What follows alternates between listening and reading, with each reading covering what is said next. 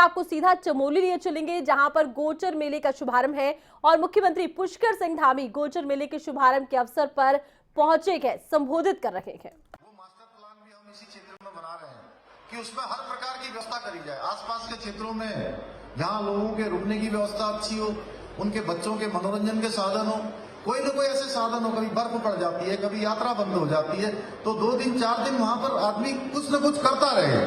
उसके लेकर माननीय प्रधानमंत्री जी का मैं धन्यवाद करना चाहता हूं कि उन्होंने माड़ा गांव पे अब एक जो हमारा दर्शन होता है, जैसे वहां बाघा बॉर्डर में दर्शन करते हैं, वहां गुजरात में नाडा जेट पर दर्शन करते हैं, उसी प्रकार की व्यवस्था हमारे माड़ा गांव को भी विकसित करके वहां पर बनाई जाएगी। आने वाले समय में एक बड़ा केंद्र बनेगा। जो लोग बद्री विशाल के दर्शन करने आएंगे वह भी आगे जाएंगे।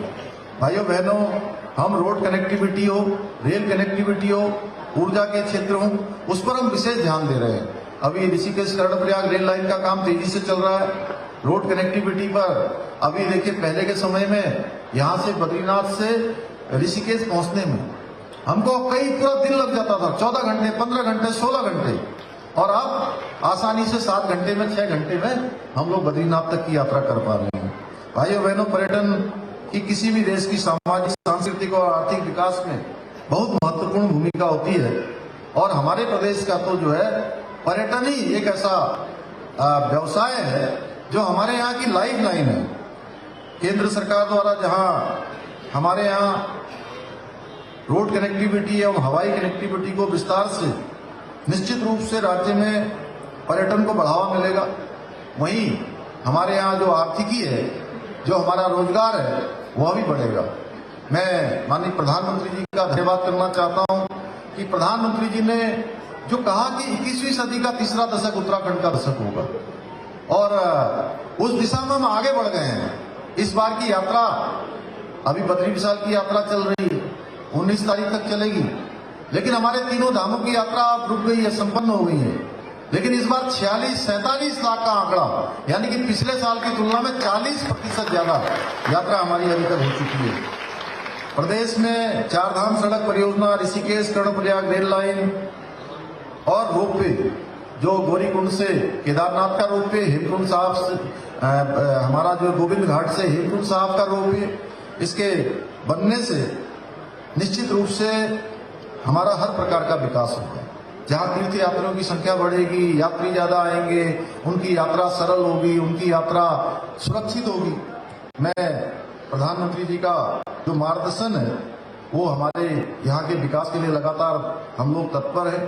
भाइयों बहनों, आज के इस अवसर पर मैं आपको यह विश्वास दिलाता हूं कि जब तक उत्तराखंड हिंदुस्तान के श्रेष्ठ राज्यों में शामिल न हो जाए, हर दृष्टि से हम नंबर 1 ना आ जाए, जब तक हमारी आदर्श स्थिति न हो, तब तक हम चैन से बैठने वाले नहीं हैं। और हमने संकल्प लिया है, वो संकल्प हमारा विकल्प रही थी कि 2025 तक हम हिंदुस्तान के श्रेष्ठ राज्यों में शामिल हों। उसके लिए हम राज्य के स्तर पर तमाम प्रकार की योजनाओं को आगे बढ़ा रहे हैं। हमारी सरकार का यह भी उद्देश्य है कि हम भ्रष्टाचार को जड़ से समाप्त करेंगे। भ्रष्टाचार किसी कीमत पर हम बर्दाश्त नहीं करेंगे। हमने, जैसे देश के प्रधानमंत्री जी ने लाल किले की प्राचीर से कहा था कि भ्रष्टाचार हमारी जड़ों में तमाम समय से देश को खोखला करने में लगा हुआ है, उसको समाप्त करने के लिए हर उत्तराखंडी को आगे आना होगा। हर उत्तराखंड के 1 करोड़ 25 लाख भाई बहनों को आगे आना होगा। जब हम लोग सब लोग मिलकर इस दिशा में आगे बढ़ेंगे तो हम काम करेंगे। आपने देखा होगा पिछले दिनों कुछ प्रकरण आए, भर्ती के प्रकरण आए, दूसरे प्रकरण आए, सारे ही प्रकरणों में हमने त्वरित रूप से कार्रवाई की है। और कार्रवाई यह देखकर नहीं करी है कि कौन छोटा है, कौन बड़ा है, कौन किस ओहदे का है, किसका किससे संबंध है। भाइयों बहनों, हमने कार्रवाई की है तो केवल और केवल न्याय के सिद्धांत में किए। बड़ा हो, छोटा हो, कोई भी हो, जो गलत काम करेगा उसको किसी कीमत पर छोड़ा नहीं जाएगा। उसकी जगह केवल और केवल जेल की सलाखों के पीछे होगी। जहां भी भ्रष्टाचार के मामले आएंगे वहां पर हम कार्रवाई करेंगे। और इसमें हमको, जहां हमारे देश के प्रधानमंत्री जी का आशीर्वाद है, उनका मार्गदर्शन है, उनके नेतृत्व में हम इस काम को आगे बढ़ा रहे हैं, वहीं आप सबका भी आशीर्वाद हमको चाहिए। और हमने जो संकल्प लिया है कि हम हिंदुस्तान के श्रेष्ठ राज्य बनेंगे, ये कोई यात्रा किसी की अकेले की यात्रा नहीं है। मैं मुख्य सेवक हूं, आप सब लोगों ने मुझे ये दायित्व दिया है, आपने मुझे जिम्मेदारी दी है, आपके आशीर्वाद से हम काम कर रहे हैं। तो ये यात्रा हमारे उत्तराखंड के 1,25,00,000 भाई बहनों की है कि हम हिंदुस्तान के श्रेष्ठ राज्यों में शामिल हों, क्योंकि भगवान के द्वारा दिया हुआ हमारे पास सब कुछ है। जहां हमारे पास यहाँ 12 महीने लगातार प्रभावमान रहने वाली नदियां हैं, जहां हमारे पास इतने पर्वत हैं, वनों से आच्छादित है, हमारा देव स्थान है, यहाँ की शुद्ध आबोहवा है, हमको प्रकृति ने, भगवान ने सब कुछ दिया हुआ है। तो जब प्रकृति ने, भगवान ने हमको सब कुछ दिया है, तो हमको भी आगे बढ़कर आना होगा, आगे हमको चलना होगा।